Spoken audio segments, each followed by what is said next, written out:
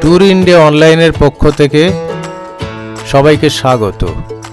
এবার আমাদের যাত্রা পূর্ণ কুম্ভে অমৃতের সন্ধানে 2013 সালে এলাহাবাদে।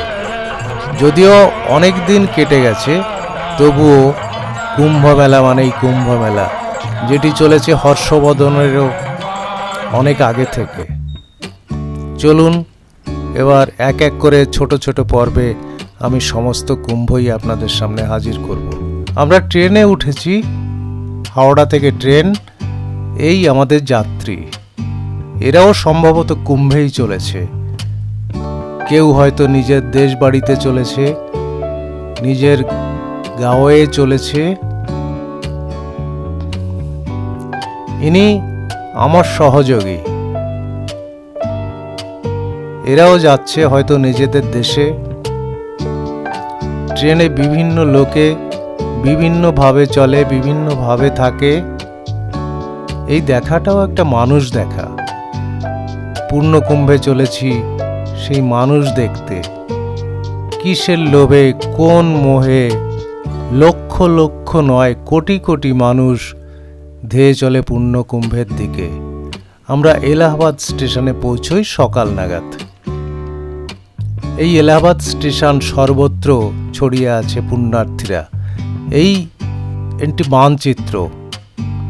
গঙ্গা, যমুনা, সরস্বতী মিলনস্থল এলাহাবাদ। প্রত্যেকটি নদীতে করা হয়েছে বাঁধ দিয়ে ব্রিজ। গঙ্গা আরতি চলছে, প্রতিদিন হয়। কুম্ভ মেলার সময় তো হয়ই, অন্য দিনেও হয়।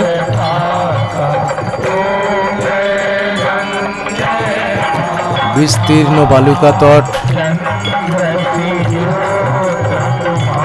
এর বিস্তৃতি আমাদের কল্পনায় আসে না। নদীর এপারে ওপারে দুদিকেই মেলা। মাঝখানে 13টি সাঁকো তৈরি করা হয়েছে, তার ভেতর 4টি অস্থায়ী এবং বাকিগুলো স্থায়ী। অসংখ্য লোক,